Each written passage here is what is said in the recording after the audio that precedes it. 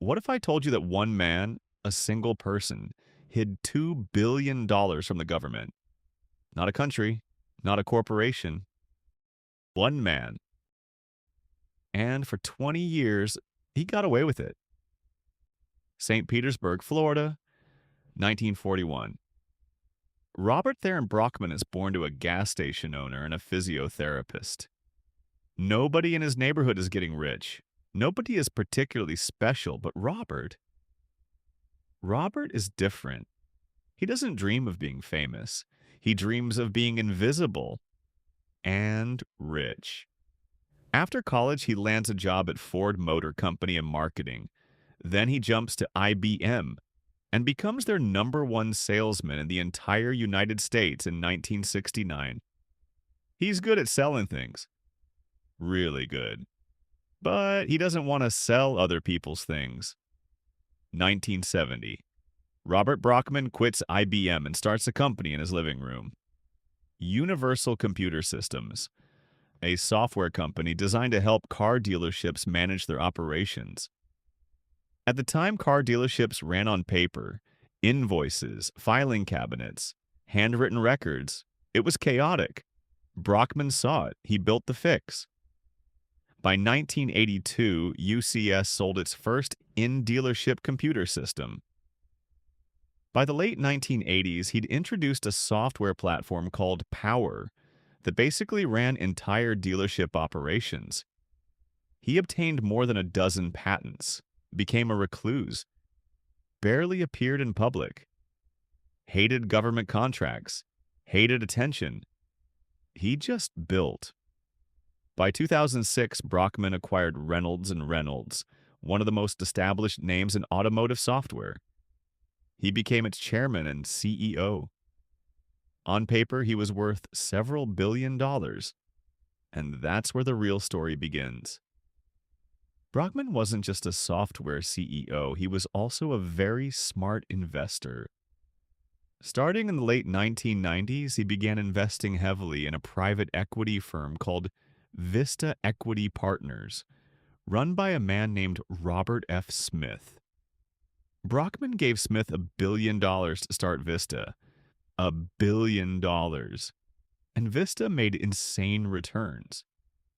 Over the next 20 years, Brockman earned roughly $2 billion in capital gains from his Vista investments.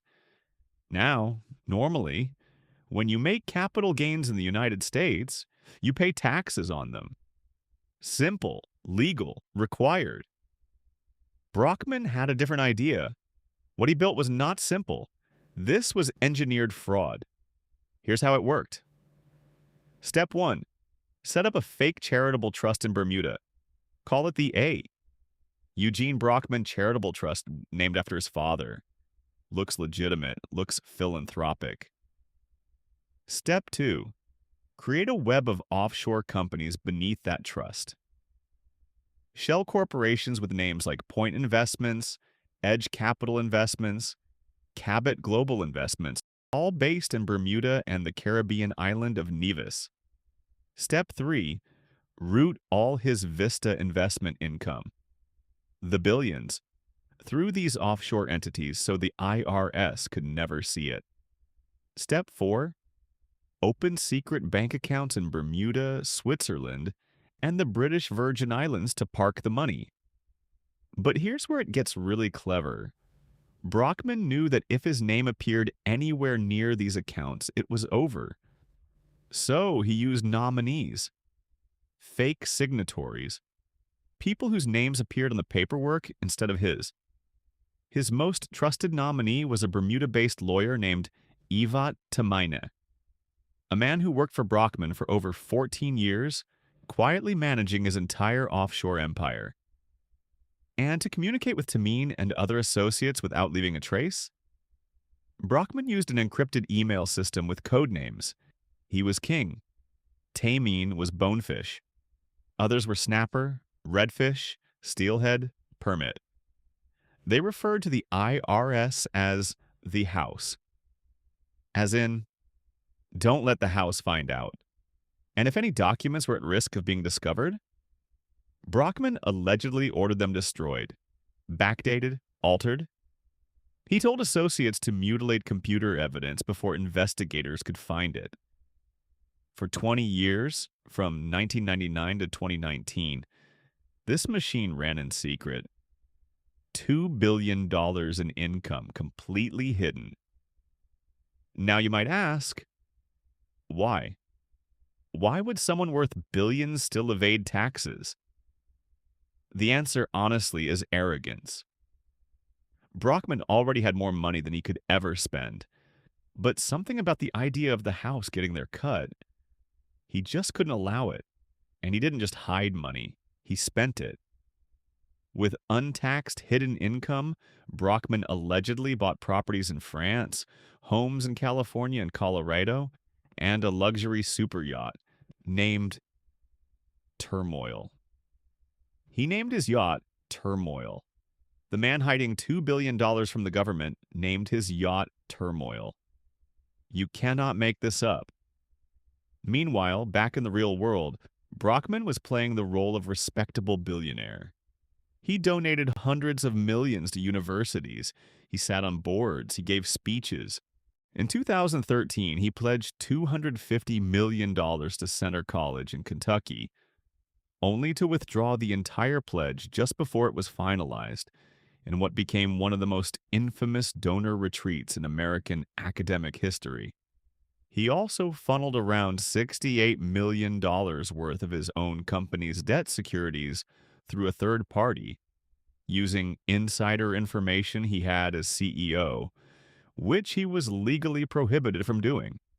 This man was running a multi-layered criminal enterprise while simultaneously running a legitimate 5,000-person company. Same guy. Every scheme, no matter how sophisticated, has a weak point. For Brockman, it was two things. First, his own accomplice. Robert F. Smith, the man Brockman had essentially made by funding Vista Equity Partners, had his own tax problems. Smith had used a similar offshore structure to hide over $200 million in income. And when the IRS came knocking on his door, Smith made a choice. He signed a non-prosecution agreement, meaning he cooperated with investigators and agreed to pay $139 million in back taxes and penalties. In exchange for immunity from prosecution, Smith gave up Brockman, the man who made him a billionaire. His mentor, his backer, he gave him up. In September 2018, IRS agents and Bermudian police executed a simultaneous raid on Tameen's home office in Bermuda. Tameen had been Brockman's shadow for 14 years. He knew everything.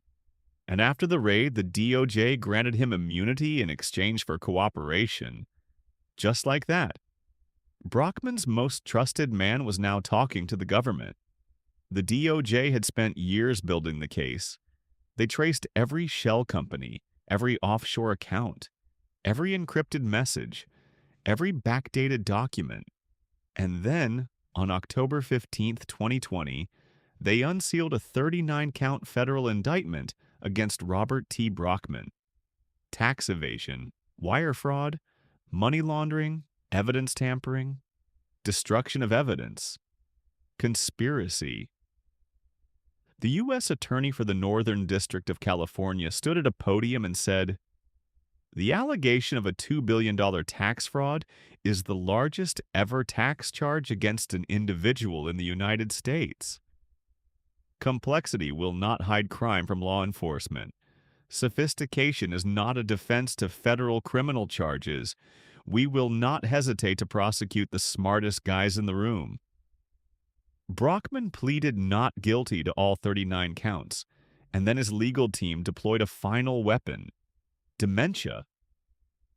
His lawyers argued that Brockman, the man who had orchestrated a 20-year, multi-continent financial conspiracy using encrypted code names, now had dementia, that he was mentally incompetent to stand trial. Prosecutors were not convinced. They pointed out that Brockman remained CEO of Reynolds and Reynolds until the very month of his indictment.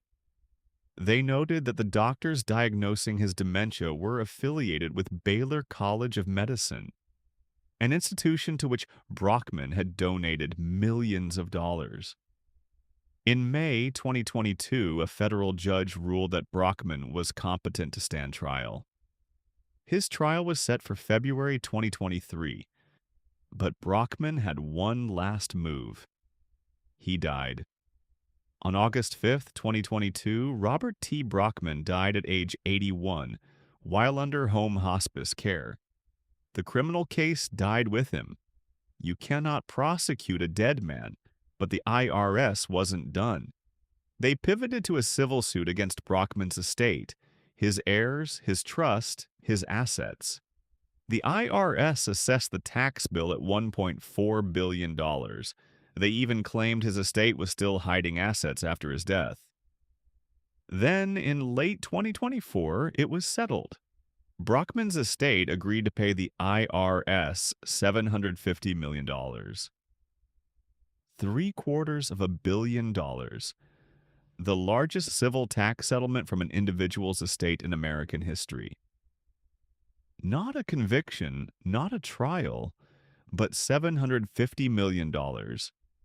And the shell bank loophole Brockman exploited, the one that let him turn offshore shell companies into fake IRS-approved financial institutions, letting Swiss banks skip reporting requirements entirely, it's still not fully closed.